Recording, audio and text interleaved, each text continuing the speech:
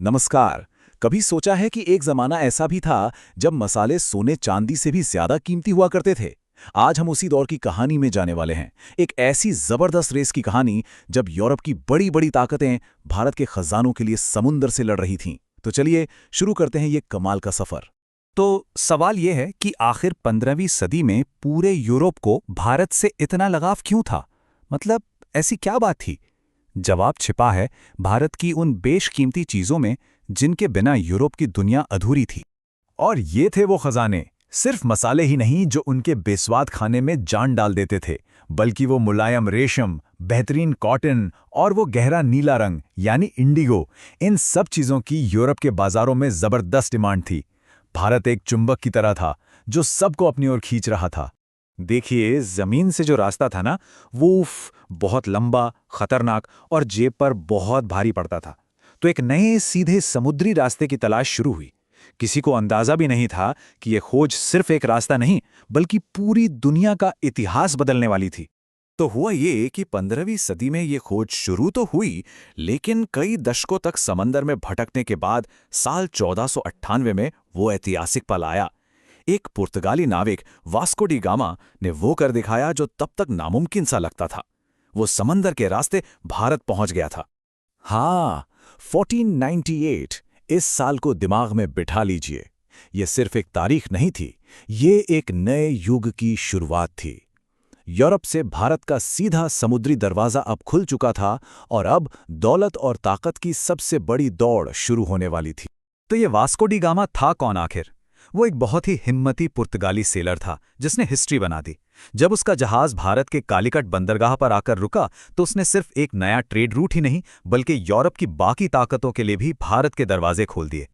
Vasco D gamma की कामयाबी की खबर जैसे ही यूरोप पहुंची, समझिए कि मैदान में और भी खिलाड़ी उतरने लगे। एक के बाद एक यूरोपीय देश इस नए रास्ते से भारत आने लगे और हर कोई यहां अपना सिक्का जमाने की कोशिश में लग गया। इस रेस में सबसे पहले थे पुर्तगाली, और क्यों न हो, आखिर वास्को डी गामा उन्हीं का तो आदमी था। उन्होंने इस फर्स्ट मूवर एडवांटेज का पूरा फायदा उठाया और भारत में अपनी जड़ें जमानी शुरू कर दी।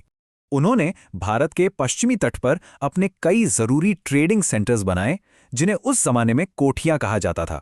इनमें गोवा, कोचीन, दमन, दीव और कालीकट सबसे खास थे। गोवा तो अगले सैकड़ों सालों तक भारत में उनकी ताकत का सबसे बड़ा सेंटर बना रहा। लेकिन पुर्तगाली ज्यादा दिन तक अकेले राज नहीं कर पाए। जल्दी मैदान में एंट्री हुई डच लोगों की, जो उस वक्त बिजनेस के खेल के मास्टर माने जाते थे। उन्होंने आते ही पुर्तगालियों को जोरदार टक्कर देनी शुरू कर दी। तो साल था 1602, जब डचों ने अपनी जबरदस्त company Dutch east India company के साथ भारत में एंट्री मारी। उन्होंने पुलिकट और नागापट्टनम जैसी जगहों पर अपने अड्डे बनाए और उनका एक ही मकसद था, मसालों के प्रॉफिटेबल बिजनेस पर कब्जा करना। और फिर मैदान में उतरे अंग्रेज यानी ब्रिटिश, एक ऐसी ताकत जिसे शायद शुरू में किसी ने सीरियसली नहीं लिया, लेकिन जिसने आगे चलकर भारत का पूरा नक्शा ही बदल दिया। उनकी ब्रिटिश ईस्ट इंडिया कंपनी साल 1600 में बनी थी। उन्होंने बड़ी चालाकी से सूरत, बॉम्बे और कलकत्ता जैसे बड़े व्यापारिक शहरों पर अपनी पकड़ बना ली। ये सिर्फ व्यापारिक कोठियां नहीं थीं, ये भारत में उनके आने वाले साम्राज्य की नींव थीं। और अब इस खेल में एंट्री होती है आखिरी पर एक बेहद मजबूत खिलाड़ी की, फ्रांसीसी।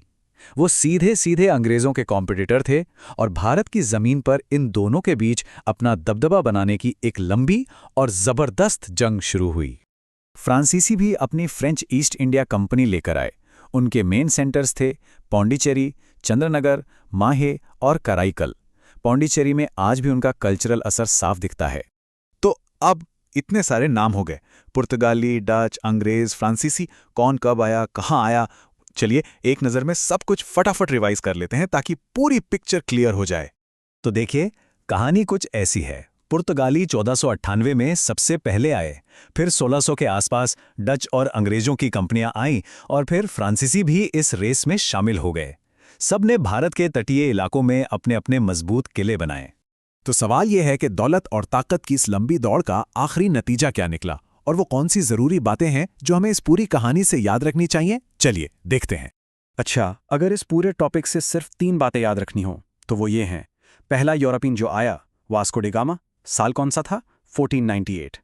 और पहली यूरोपीय ताकत कौन सी थी? पुर्तगाली। बस यहीं से सारा खेल शुरू हुआ।